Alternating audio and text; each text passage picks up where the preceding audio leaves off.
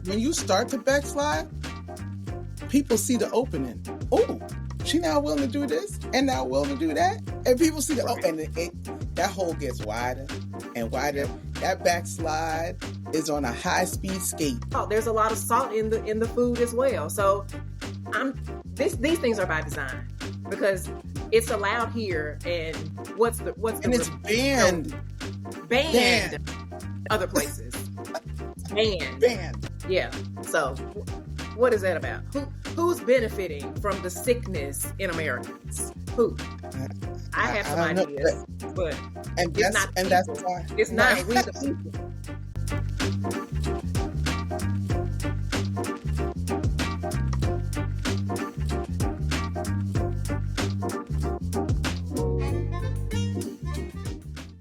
Hello and welcome to the Balance to Excellence Show. I am Dr. Judy Wright, and today I am here with Dr. Jamie Hardy, the Lifestyle Pharmacist. Before we go on, please like, comment, and share. And you can watch us on YouTube if you're already doing so, but you can also listen to us on YouTube. You can listen to us on Apple Podcasts and wherever you listen to your podcast.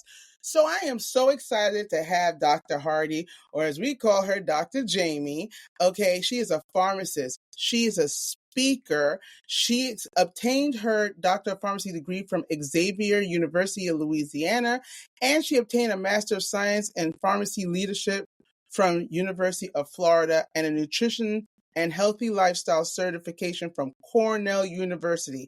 This is not a game. This is not a joke. A lot of time when we think about pharmacy, we also think about big pharma, and we think they're all about the medication and the drugs. That is not Dr. Jamie, okay? So Dr. Jamie has been a trusted healthcare resource to patients and their families for the last 20 years, and she has expanded that trust and leverage the power of social media and digital platforms to educate and serve others beyond the hospital walls. She is the founder and chief lifestyle curator of Innovative Wellness LLC, where she helps high-achieving individuals to eat healthier, prioritize self-care, and integrate healthy habits into their everyday life.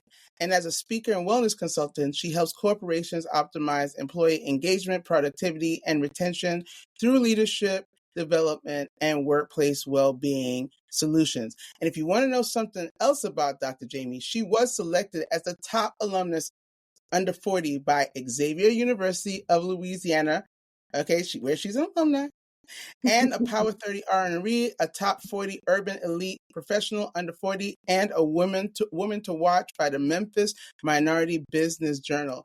Dr. Jamie is absolutely dynamic, and you're going to want to listen to what she has to say. So welcome, Dr. Jamie. Welcome.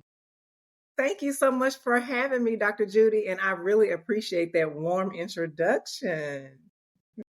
Well, I appreciate you being here. I definitely appreciate you being here.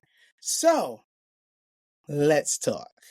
Because I said, Dr. Jamie, a lot of people, when they hear pharmacy, they think big pharma, right? So what I'd like to know is, how did you decide to go into pharmacy? What was your journey into pharmacy? And then we can talk about, and then how did you make that? I want to talk about wellness. Yeah. Jump as well. Yeah. So interestingly, like many people that went to Xavier University as undergraduates, I went there with the desire to become a medical doctor. So my original major when I first started out in my collegiate journey was biology pre-med. Okay. And it was definitely a journey and some twists and turns that led me into the profession of pharmacy. And one of those twists came about when my grandmother, who is my favorite person in the whole wide world, she lived to be 99 years old. And there's not a time that I talk about my journey to pharmacy that I don't mention her. And the story was bittersweet. What happened, she actually was in a bad car accident. An 18-wheeler actually hit her car. And this happened during my winter break. I was home from school for Christmas break. And the phone was just ringing off the hook in the middle of the night. And my mom answered the phone and we got the call that Granny had been in an accident, get to the hospital. She was okay. She was stable, but she was injured. So to come. And so she healed, she recovered, and there was a team of healthcare professionals that helped to facilitate her healing and her care. And one of the people that was very instrumental and very impactful in my life and in this story was a Black female pharmacist who was on the team and was rounding with the medical team. And that was my first encounter with a pharmacist outside of the retail or drugstore or community setting.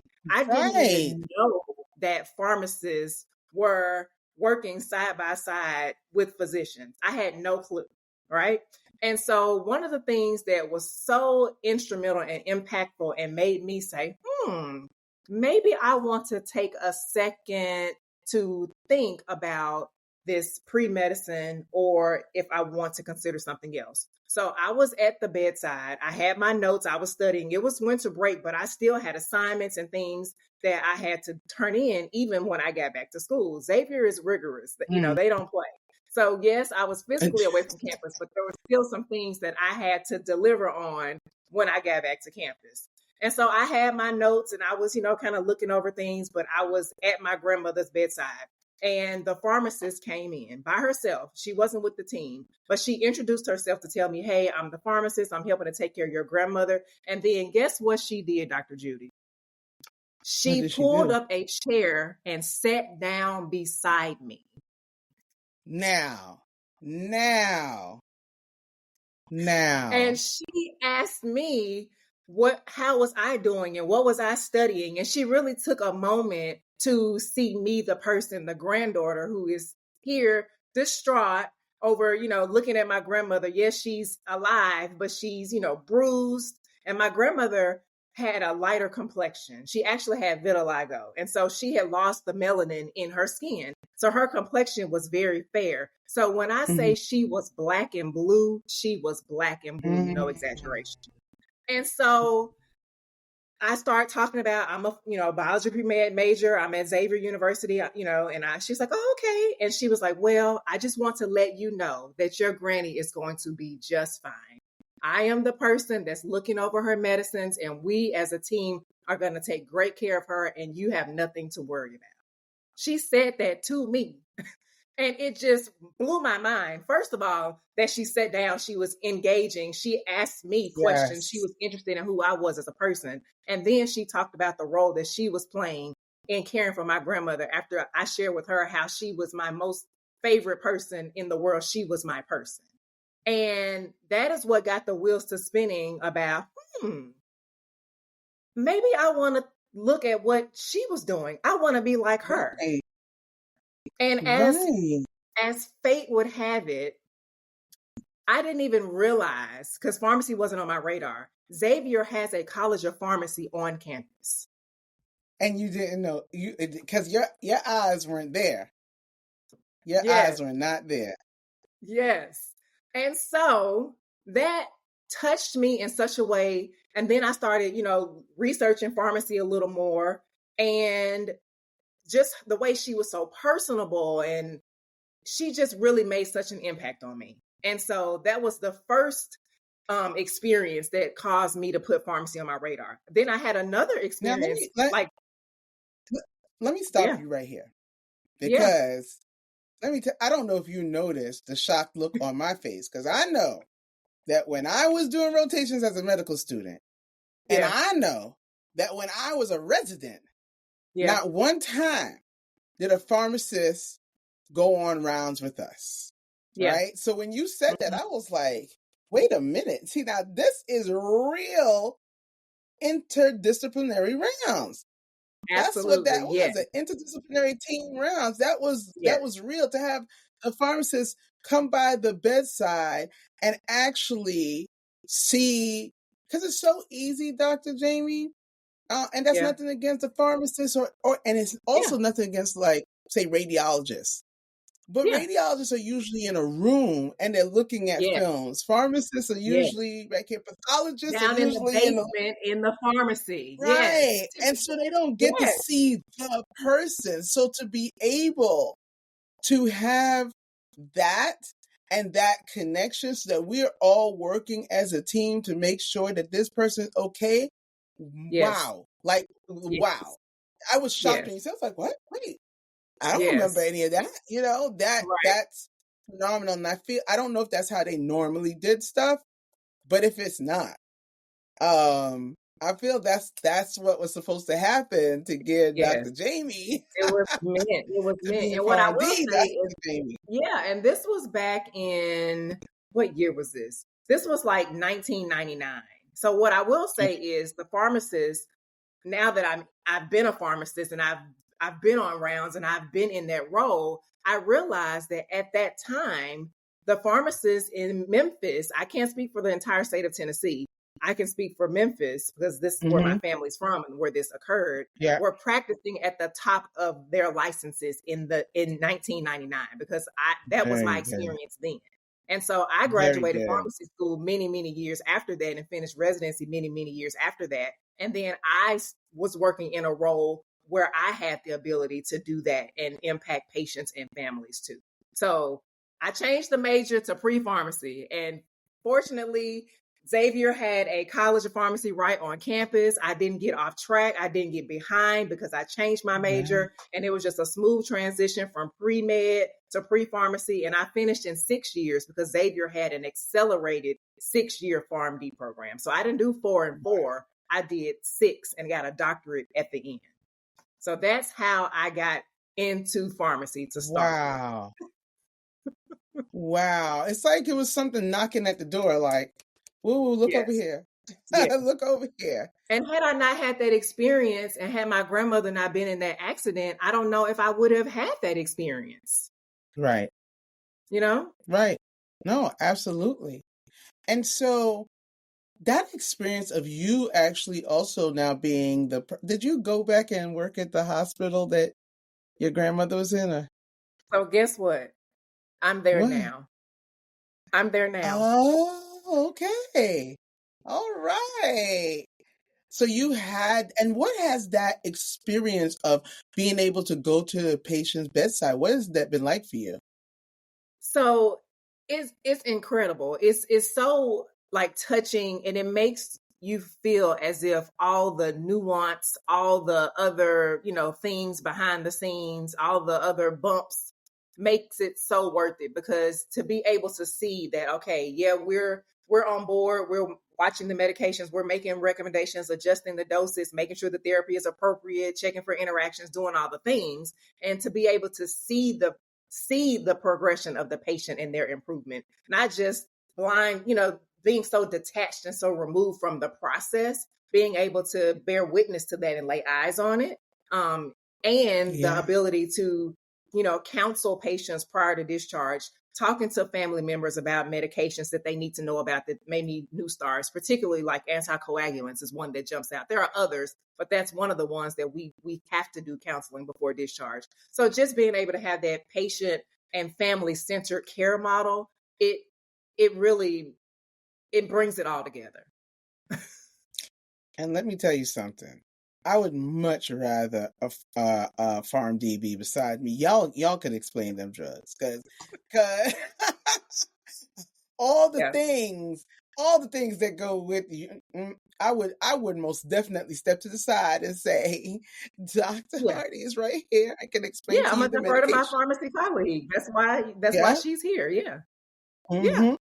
Absolutely. Yeah. So now, how did this? I mean, for some it may seem obvious, but like I said, look, even as a physician, they think we here to push drugs, and that ain't me. I don't know if it's my upbringing in a Caribbean family. I don't know what it is, but I'm not about that life, right? So how did you, as a pharmacist? Because I know you too look at stuff from a what can we do before we even talking about all these Yes, medications, these right? medications. So how What did can we do you before make that this? transition? Yeah, Or were you so always like that, or how did you make it, that transition? so making the transition into being more lifestyle and wellness and holistic in Mm-hmm. my approach, it Mm-hmm. was the result of a experience that I had being the patient. So the pharmacist becomes the patient. Yeah. And it was as a result of a very difficult time that I was going through. And I share this story, often, where I was wearing a mask. I was excelling professionally. People at work didn't know what was really going on. My family didn't know. My mom, I was hiding from my best friends, kind of pulling away from them, because if they would have seen me and had been around me, they would have detected that something was wrong. But in the professional environment, I was still showing up, and the white coat is very convincing that she has it all together. Why would I But even you had it think that all she's together, different? child. All You know, together. yeah. Yes, all together. And I didn't. I was wearing Yeah. a mask. And so I was really going through a really deep, and dark period. And I ultimately shared with my primary care physician that I was having suicidal thoughts. And not because she had detected anything during my annual physical, it was because I was just tired of wearing the mask. And I was afraid that because I had a specialized knowledge base, that those thoughts had the potential to get away from me. And I had unique expertise to really bring those thoughts to fruition and attempt to end my life, because I had the knowledge. There are things that I know about medications and combinations Mm-hmm. and lethal dosing. They're just, just I know too much. Right. And Right. so, and so I called my physician after I left my appointment, because I was, I was in my late 20s when this happened. And so I didn't have any, chronic medical conditions. I wasn't, I didn't have any diagnoses, but I had my annual physical every year. And I called the office back and asked to speak to her. And so they were like, well, okay, we'll tell her to call you back, but you just left. I was like, yeah, I did, but there's something that I didn't tell her. And so when she called me back, she was like, Jamie, what's going on? You're just here. Did you need something else? What? And I was like, there's something I haven't been telling you. And then the floodgate of tears just overtook me, and I was crying, like ugly crying. Like she just listened. She held space for me to just have that release. And I was telling her I wasn't eating. I wasn't able to sleep. That I'm really struggling. I just need this pain to stop. I just feel so hopeless. I don't know what I'm going to do. And I'm having these thoughts. And she said, are you having thoughts about harming yourself? And in that moment, Dr. Judy, I could have been like, well, I'm just kind of stressed, and I'm having some things going on in my personal life, and work is a lot, but I said yes. I was like, you know what, you can call this lady back. Left the message. She returned the call. You just left the office. Like, cut the crap, Jamie. Like, Yeah. and I said yes, I have, right? And so then, of course, as any physician does, she puts together a treatment plan. And the treatment plan involved prescription medications. We started with one, an antidepressant, and I couldn't tolerate the side effects. So you know how polypharmacy is. You have one medication, then you add another one to combat the side effect, and then you add another one to combat the side effect of that. And before you know it, you stacked all these medications for one thing that you're trying to manage or treat. And so it just wasn't working. It wasn't working. And so the beautiful thing about it was that, and this is why that people, I'm always an advocate about having a provider, whether that's your MD, whether that's a nurse practitioner, be under the care of a practitioner regularly. Have that relationship, have that rapport, have that trust established, so that is a safe space, and you can share things with your doctor who is partnering with you in your health and in your life, so that they can help you. But if you're lying to them, leaving information out, how can they don't have the full picture, right?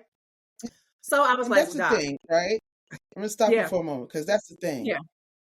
I'm going to take a leap, even though I didn't go to PharmD school, and say that PharmD physicians, probably dentists, nurses, we're taught to have on a face. Yes. We're taught to have on a mask. you're Yes. taught to put your stuff to the back because you got people to take care of, Yes. right? And so it's important to have a healthcare provider, and the healthcare provider can miss things because, like I always say to the physicians and nurses that I work with, I always say to them, look, that person's with you for a point in time. Okay, I don't care if you see them once a month. They are with you for a point in time, and you're with yourself for 24 hours a day. And Yes. because we're taught to put on a mask, we can put Yes. on a mask for a 15-minute visit, Absolutely. right? But if you have a provider that you built a rapport with, you feel more comfortable to drop the mask. And in Yes. that moment that you were able to say, okay, I had up my mask, but why did I even have up my mask? I'm going to call her back, Yeah. right? Because you had that rapport with her, right? We're Yes. not perfect. We can miss things, but we Yeah. hope to build that rapport with our patients or our Yeah. clients so they can feel comfortable to open up. And I'm so glad that you felt that because I know that mask. I've worn that mask, right? Yeah. Not Yeah. exactly that one, but we're taught to. We could be Yes. going through a lot of stuff, right? We're taught that patient, that's who we need to focus on right now Yep. for the Yep. next 8, 10, 12 hours. That's what Yes. we focus on, Yes. those Yes. patients. Yes. So, Yeah. Yeah. Absolutely. So, Dr. Judy, I shared with her that I had been trying the things that we talked about, adjusting the doses, adding other things. And I said, you know what, this is just not working. Can we mhm. try some other things? And she was like, well, what do you have in mind? And I had started going to the gym, and I was like, I've been going to the gym, and I've met some people, and they're talking about some of these, more um, non-traditional things that they are doing in their lives and in their health, and I'm really curious and I want to try some of that. And it wasn't anything like outrageous, far-fetched. It was meditation, it was tapping into the nutrient power and healing powers of certain foods, it was deep breathing exercises, it was trying different types of exercises, like being more open to things that are not just running on the treadmill, but Right, acu right. acupuncture. Like it was more of a, holistic, whole body, whole person, type of lifestyle that people were just, there was this whole community in the gym, this little group, and they were just kind of talking about it. And I was kind of ear hustling at first, just kind of picking up little nuggets that I heard. And then I slowly, kind of gravitated and started asking questions. And so I shared some of that with my doctor, and she was like, you know what? All right, you have to stay in contact with me regularly, but okay, try it. So we tapered the meds down to off, as I was kind of amplifying or ramping up some of these more holistic things. And that is when I started feeling like my old self. But honestly, I felt better than my old self. And that is the Mm. point when the lifestyle pharmacist was born. So I know it looks good, with on the logo and in the branding, but it's more than marketing. That is who I am. That is the pivotal point where my life totally changed. And when I decided that I'm not going to hide, I'm not going to be ashamed of my journey, I'm going to share it with people, and I'm going to start talking more about lifestyle because it was so transformative for me. That is awesome. First of all, kudos to you to being Thank open, you. right? Like Yeah. sometimes, like I tell my sister, she was like, oh, I just want some exercises for my arms, some exercise for my stomach. I'm like, okay, so that's not how it works. That's not that's not that's not how that works. And then, I have friends and colleagues that I say, yeah, try some weight training, right? Yeah. Especially when you're a woman and you're perimenopausal and you're menopausal. First of all, Yeah. them hormones can have you like, right? That's number Yeah. one, right? And we need to get those back in order. But, Yeah. also the things that it does to our body, Mm-hmm. I'm like, yeah, just doing that why isn't the treadmill working anymore? You might want to try some other things. Try some things, try some Yes. Pilates, try some yoga, Yes. try Yes. something that will help you to train different, Yes. something that'll, and it may do different things. It may do different things for your psyche too. So kudos to you for like just totally being open, ear hustling. Number one, sometimes you Yes, got to I be in other was. people's business. Yes. Okay. You got to be in other people's business sometimes and just say sorry Yeah. later, but I need to Yeah. hear what they got to say, and just trying Right. out other things, because I have no problems with those medications. There is a time and space, but it's not for everybody. And a lot Yeah. of them do have some side effects. And then you take other things and they lead to other side effects. Yeah. But for some people, they work like Yeah. gangbusters. I'm They not do for some against people. that. Yeah. Absolutely. But kind of Yeah. like even with, say, diabetes, right? Or Mm-hmm. high blood pressure, there's a bunch of things you can do, and we'll try you on diet and exercise and all of that Yes. first. Yes. And let's see how that does for you. And then if it's not working, let's slowly like add on something. But keep on Yes. working out and exercising. Don't think Yes. that you on this medication now means stop it all. Don't do that. Exactly. Right. Yeah. So yeah, I love that story. You know, the fact what you went through was not great, but the fact that you Yeah. knew to, what I always tell people, have a support system, Yeah. and you knew who to go to that could Mm-hmm. listen, understand what you're saying, Yeah. right? And not, judge you, look at you in horror because you're Mm-hmm. Dr. Jamie. You have it all Right. together. If you fall Right. apart, we all gonna fall apart. Right? Exactly. Exactly. And that was the beautiful thing Right? about the little small, community that I just stumbled upon in the gym. Mhm. They didn't know me. I was just some girl in the gym.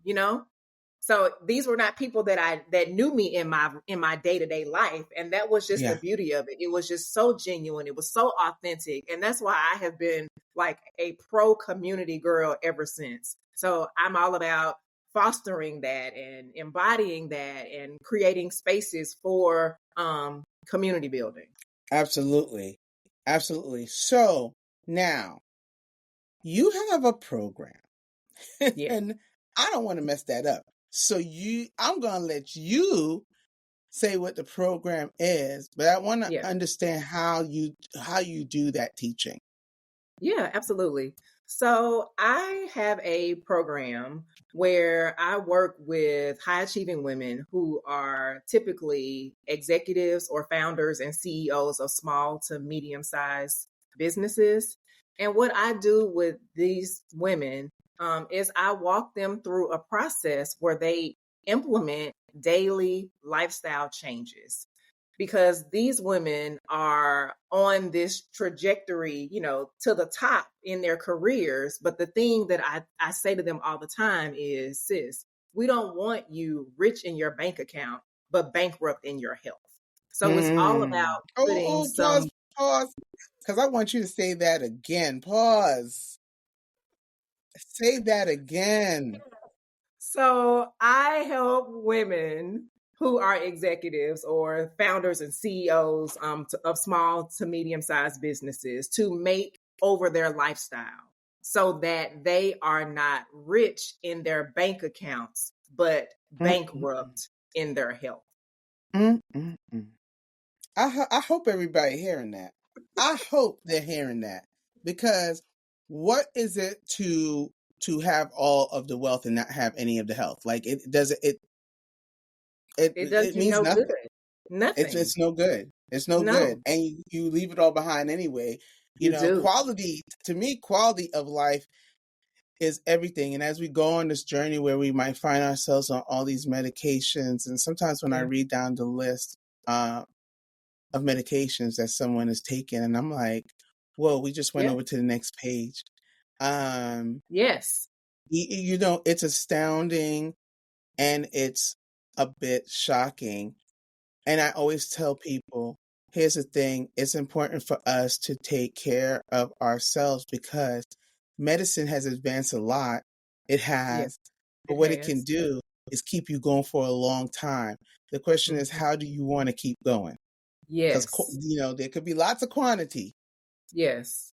but the And very quality, little quality. Absolutely. exactly, Yeah. Yeah. exactly. Yeah. And so in the program, we focus on strategies for eating healthier, more effectively managing their stress, prioritizing self-care, setting and maintaining boundaries, learning how to say no, how to reclaim time for physical activity, and how to just make ourselves as women a priority and not continuing to put the career, the continual, ladder climb, all of the things that we do in the community, all of the philanthropic things that we do, the mentorship, and even in our, personal family lives, how we show up and who we are and all the things that we are to so many people, but then we're running on fumes at best. And so that's the situation that I often see with the women that I work with, is they have been so focused on their ascent. And as they get up to the top, their health has been battered and beat up, and they've been physically and emotionally and mentally so beat down that it's a wonder that they're even still making it day by day. And so I'm like, there's some things that we can do to slow the progression. You're on the fast track, but not in the way that you may think.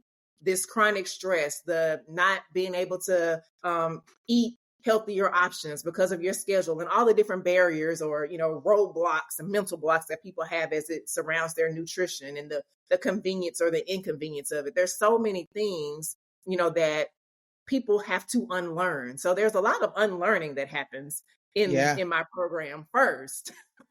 And then we replace some of those limiting beliefs, some of those untruths, some of those lies that women have been told, especially high achieving, successful, women. And so then we build from there, and we tear the lifestyle down. Some of them really don't have a lifestyle in place anyway. It's not even like a little,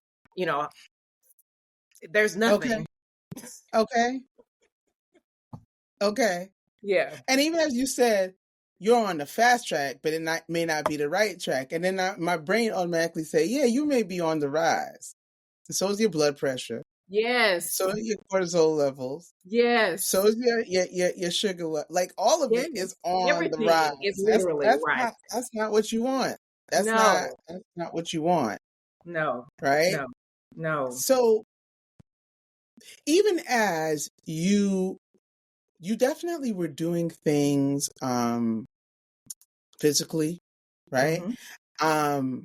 But what for you, what are some of the other stuff that you were doing? Yeah. And do you feel, because this is a question that I ask. Okay. Do you feel there is such a thing as balance? So, no, I do not believe that the balance exists. And this may be controversial, unpopular belief, but I do not believe that, work-life balance is attainable. I believe that we can achieve more harmony in our work life, in our, life, but achieving this balance where the scales are, perfectly positioned so that they balance each other out. I don't believe in that. I have not seen that to really hold up and be the case. Typically, there's this ebb and flow. There's a give take. We're not in perfect equilibrium all the time. So something, there's a waxing and waning. So, but still being able to maintain a harmonious life, in your workspace, and how that trickles over, spills over into your life outside of what you may do professionally. I think we can achieve more harmony, but I don't believe that this balance is realistic. I don't. And so it's so funny because Dr. Jamie and I agree on so many things, and this is one of the things that we kind of, I won't say disagree, because I don't look at, and I actually think that we think similarly, but I do believe in balance. And I look at balance as that harmonious. Okay. Somebody that I just interviewed, she said homeostasis. Okay. And I was like, yes, right? Because I too don't look at it as the two scales. And I think that's what people think of the minute they hear the word balance. And meanwhile, I'm thinking about a pizza pie.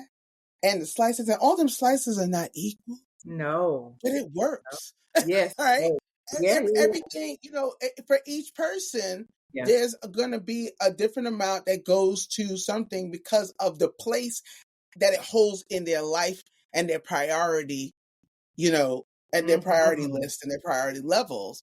But it Mm-hmm. all works. That pizza pie is going to be made anyway. Yeah. And so I think that for the most part, a lot of people and I think the same way. It's just that balance to me does not mean the two scales, but I do believe that balance is a thing. I do believe, as she said, the homeostasis of Mm-hmm. life. Mm-hmm. I do not like the term work-life balance, by the way. I Yeah. don't So like maybe it it. just needs to be like it needs a new name. Right. But Yeah. I do think that it is a thing. And I think when you start to work toward that, and it is work. Let's Oh, not get that twisted. absolutely. Yeah. Yeah. Whether Yeah. you call it balance, whether you call it the harmony, it is work. It's not just going to come to you.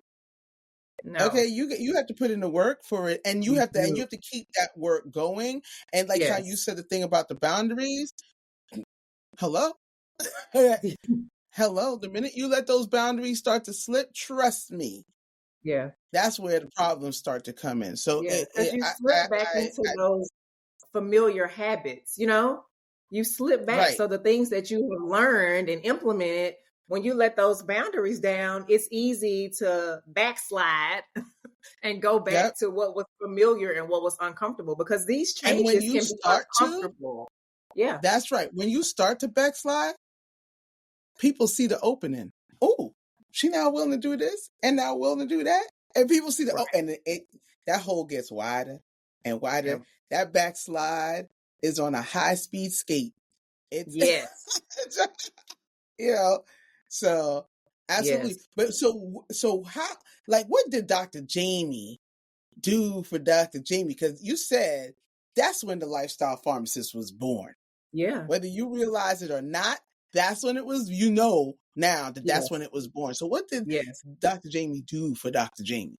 So I opened myself up to expanding my knowledge outside of the traditional things that I had learned in a, professional, health career path.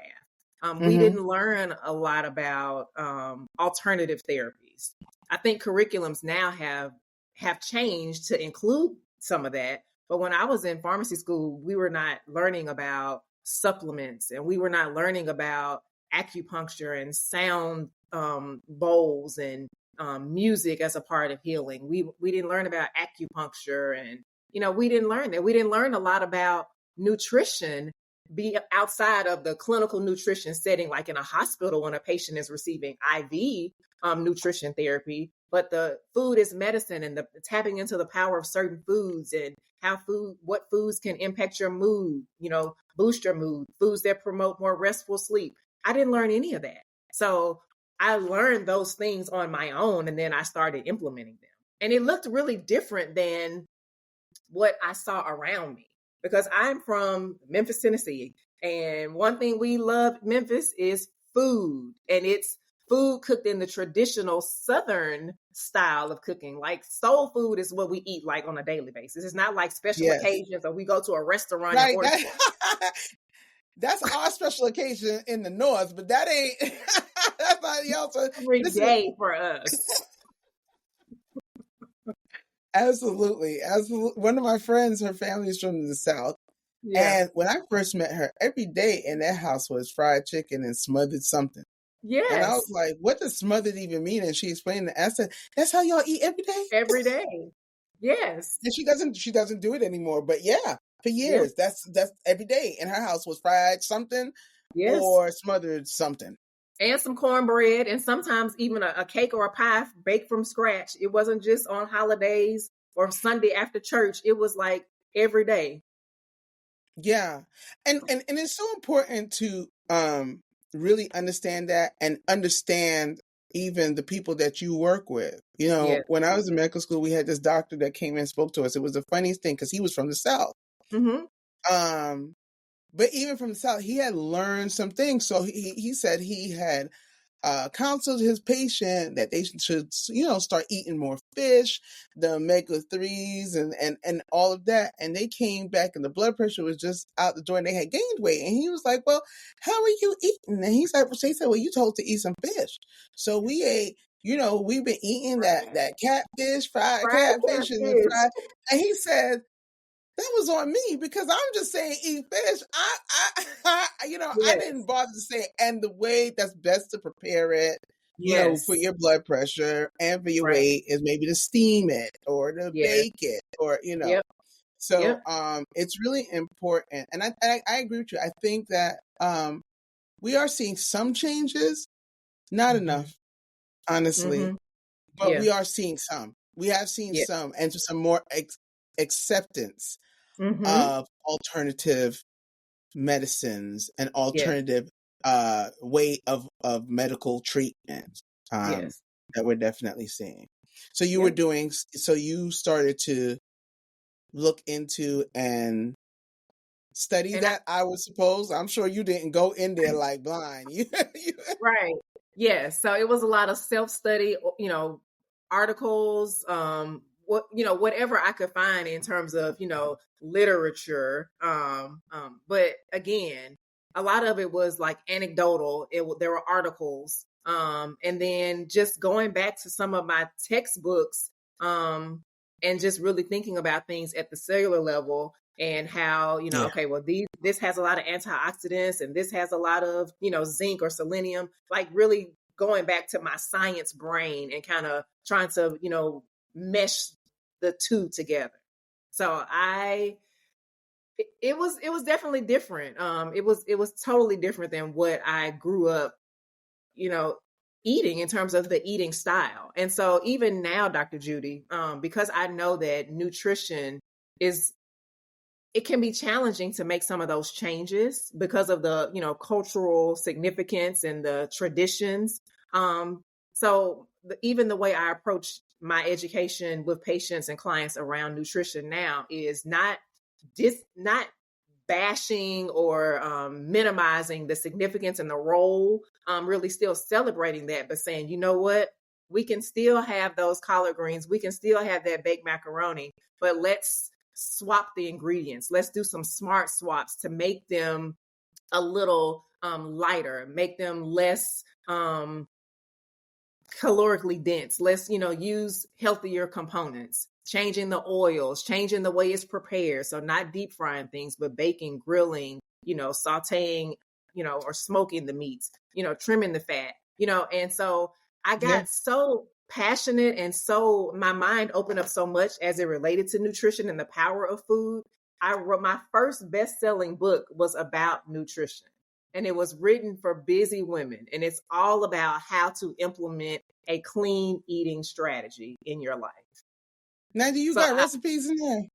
I do. You It's 21 days. It's a 21-day guide. So it's 21 days of breakfast, lunch, and dinner, and a snack bank. And in the beginning, I go through some nutritional principles about sodium intake and, sugar and just some of the clean eating basics. And then I give them actually recipes to follow.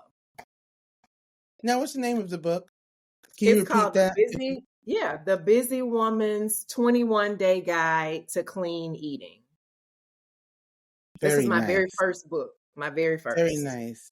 And Yep. and for those that I think more people know now, but for those that don't know, explain what clean eating means. Yeah, and clean eating, the term has kind of grown in popularity. And when I say clean eating, what I mean by clean eating is eating foods in their most natural form possible. So buying foods that are fresh, not in a box or in a wrapper that you're just going to run in the microwave or run in the oven, really trying as much as possible to avoid highly processed foods and eating real food. So real meat that you go to the store and purchase and you prepare it at home, fruits and vegetables, whole grains, low fat dairy, like that is clean eating.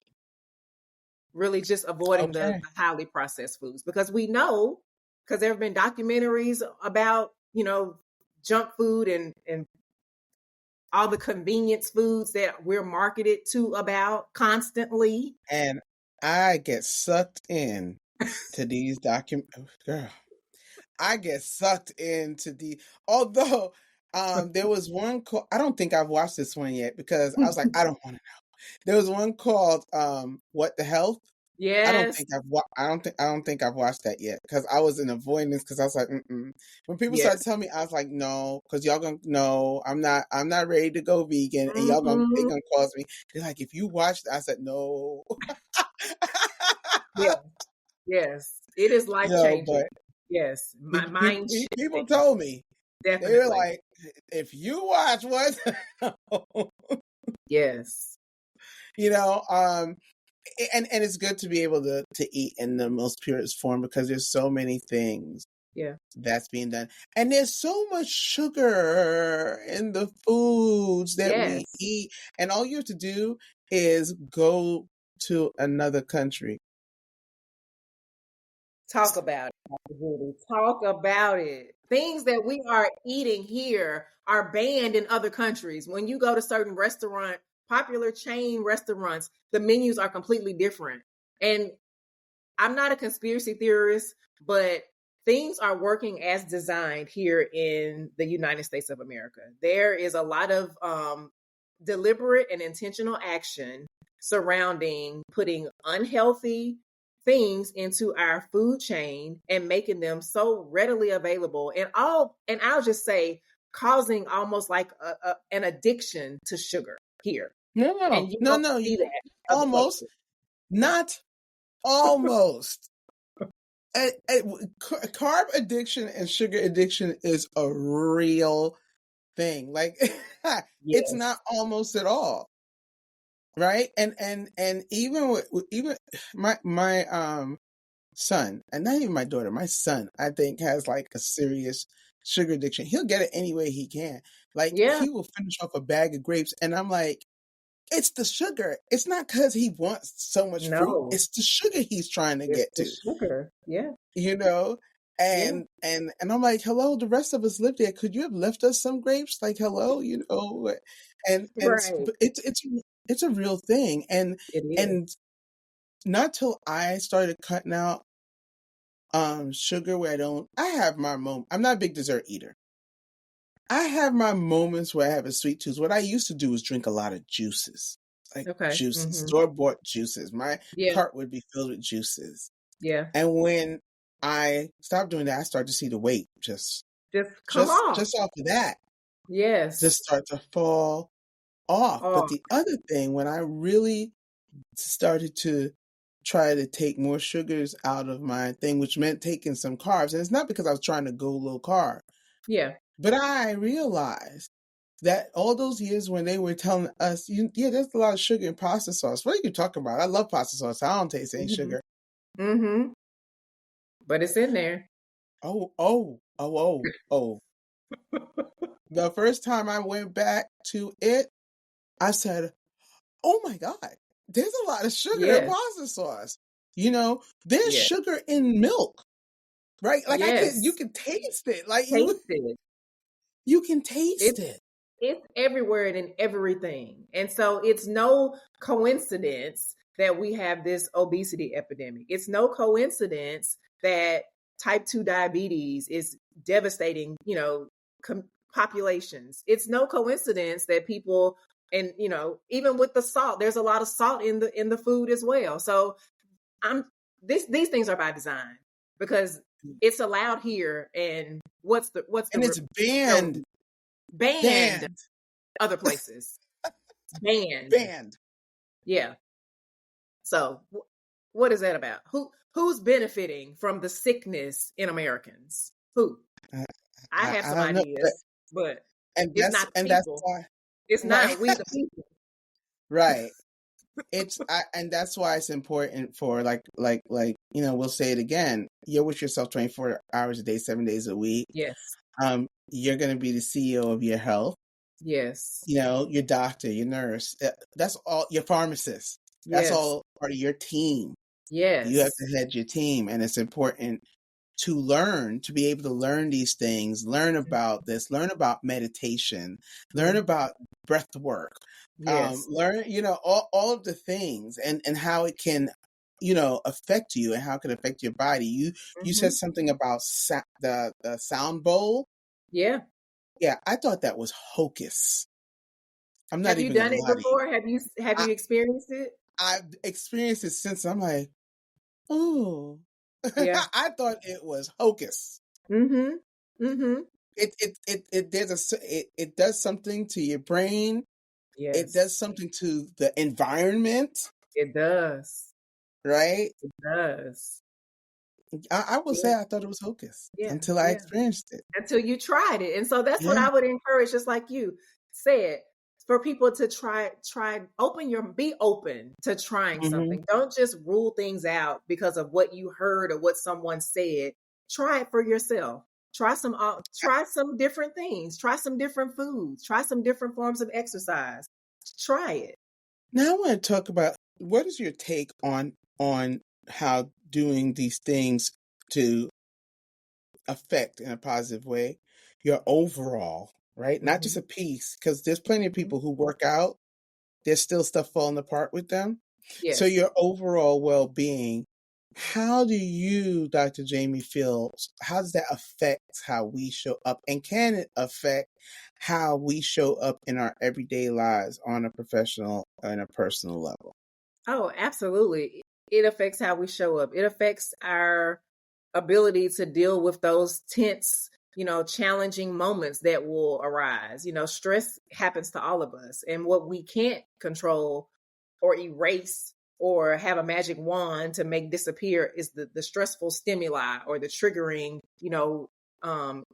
emotions or situations. But we can control how we respond in those moments. So all of the things that I'm doing to take care of myself holistically, my mental health, my emotional health, my physical health, all of that allows me to show up in a way where I can really be of service to others. Um, this calling that I have on my life, the fact that I did not, take those steps in ending my life, and thank God, um, I wouldn't be able to do this work if I wasn't first taking care of me. And so I'm a person Mm-hmm. that I practice what I teach. I'm not the one that says, do this because I said so. And there was a time when healthcare operated that way. I'm the doctor, do it because I said so. Don't challenge me, don't ask me. But we are partnering with our clients, we're partnering with families, we're partnering with patients in their health. It's more collaborative. Right. But I can't be telling them, oh, make sure you add, some vegetables to that plate. Make sure half of your plate when you make your meal is 50% vegetables straight down the middle, and make the protein a smaller portion. The vegetables should take up most of the real estate on the plate. If I'm posting things when I'm out and I'm not abiding by those principles, if when I'm Child. going places, I'm eating the highly processed foods that I'm telling them to stay away from. Right. Right. I have If, to if, I have to model that. I have to live that out to show them that I'm right here alongside you. I'm not just telling you something that doesn't work, because I'm doing it too. We're on this path together. yeah, yeah, Yeah. absolutely. And I don't know about you. I say that this actually, this teaching, this calling, this teaching, this Mhm. helping people to Mhm. do this, help, for me, helping other medical professionals to Yeah. prioritize their well-being Yeah. keeps me accountable. It Yes. keeps me accountable, right? Like that's it's in my head every day because I'm trying to help you do it. It keeps me accountable to do it as well, right? So I Absolutely. am helping myself always Yes. because this is ongoing. Mhm. What we do Mhm. is ongoing for us as well. Yeah. But like you Absolutely. said, there was a time where it's like, like the parents, do as I say, not as I do. Not as I do. I remember being rotating through pulmonology, and I went shadowed the doctor, and he told them, don't smoke. You should stop smoking. Da da da. And I kid you not, when the day was over for me, anyway, and I left the hospital, and I turned to the side, and I saw them, and I told them bye, but realized they were outside for a smoke break, On and a I said, smoke break. I knew it. Yes. Now make that make How, sense. how does that work? And then on top of everything else, you out in front of the hospital with the patients that you just saw can see. They see you, sir, ma'am. Yeah. So I Yeah. agree with you. Like we're not perfect. We're not No. perfect. No. You may see me do a picture with a glass of wine. You ain't gonna see me drunk because I don't get drunk. That's not my Yeah. thing. And as I age, I'm gonna tell you right now, I can't even drink like I used to. So that's not even that's not even a thing. Yeah. Yeah. you Yeah. know but definitely, yeah, you're to live it out every day and to Mhm. also try to model it, and not because we're trying to be fake. No, we think that No. this is the right thing for us too. Yes. Yeah. And one you more thing know I wanted to add to this is, like you said, we're not perfect. So there are times when I recommend this to my clients: reward yourself, treat yourself. We're not striving for perfection, but we want the majority of the time for us to be on our, regimen with the fruits and the vegetables and the lean proteins. But I don't believe in deprivation and right. starvation. Like, if there are things that you're still, wanting or craving, we can still incorporate those things, but in moderation. And we can give yourself a cheat meal. We're not going to say a cheat weekend. Well, not cheat. I want to say this. I have heard people use the term cheat meal or cheat dessert. I've reframed that to a treat, because the cheat has such a negative connotation, and It so that does. automatically Like brings I'm doing people, something bad. and I get in trouble. No, you're treating yourself. It's, so you can definitely treat yourself occasionally, but we're not going to make the treats outweigh, or out quantify the number of days and meals that we are eating, in a way that supports our health and our vitality. Absolutely. Yeah. 100%. So how do you define success for yourself? Well, I have redefined success for myself, because the traditional definition of success that was placed upon me through the expectations of, family, friends, society, people in my inner circle, people in my community, was the go to school, get good grades so you can get a good job and take care of yourself and get that, big title and the house and the cars and all the things, and that keep aspiring for more, more, more, more, more. That was the way that I used to define success, but that really never felt true and real to me. But when Right. that's what you're kind of, indoctrinated into, that's what you're taught, then you go along with that.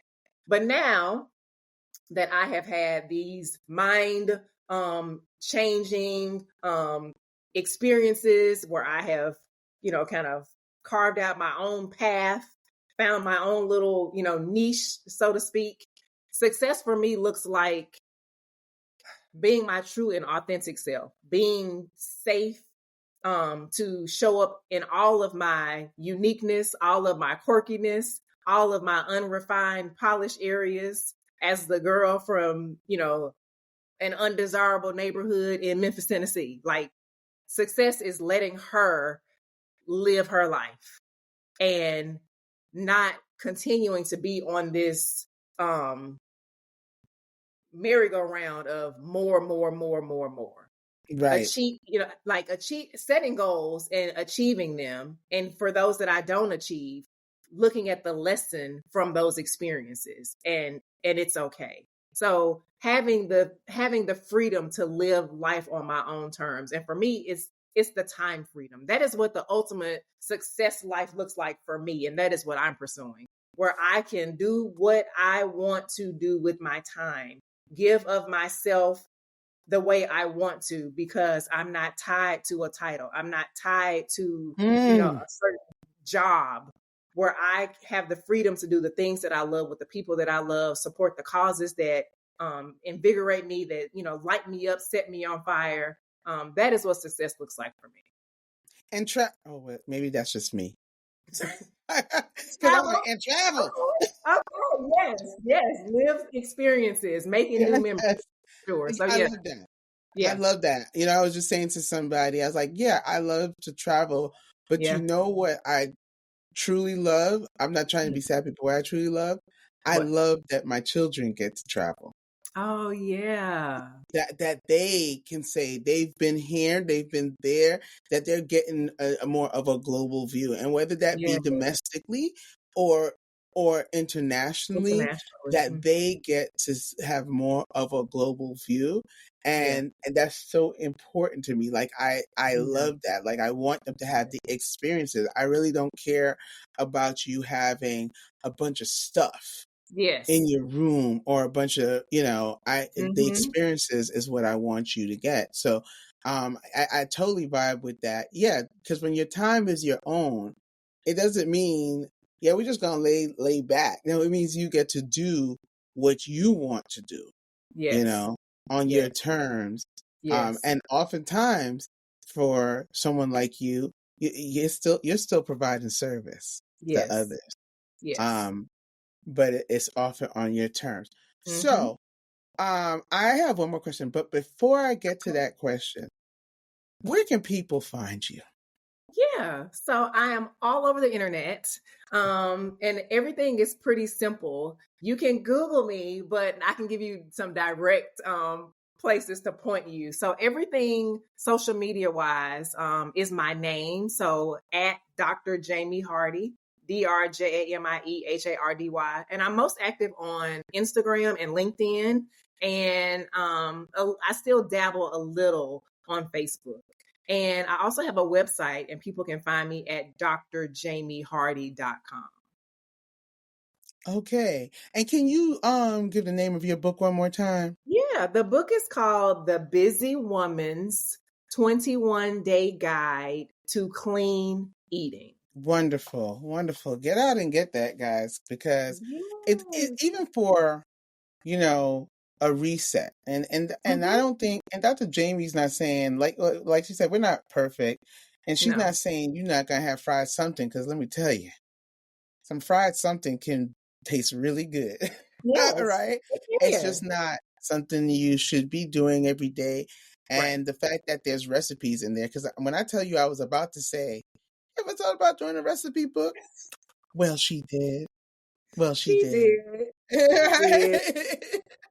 Yes. So, yeah, that's wonderful. So check her out.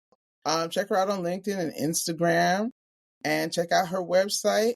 If you are a high achieving woman, that needs some harmony in your life, and know that the wellness journey you're on is not the wellness journey that you want to be on. Check Dr. Jamie out, drjamiehardy.com, Yes. drjamiehardy.com. Okay. That's it. All right. So this is my last question. Yeah. You ready? Ready. What do you know now that you wish you knew then? Mm. And keep in mind, then could be any time you Yes. choose. So I'm thinking about like my younger self. So what I wish my younger self knew then that I know now, that it's scary to chart a different course, but if something is tugging at you and you think about it day and night, in your sleep, in your dreams, when you're awake, um, there's something there. So for me, I knew I wanted to be an entrepreneur, even when I went to school to become a pharmacist.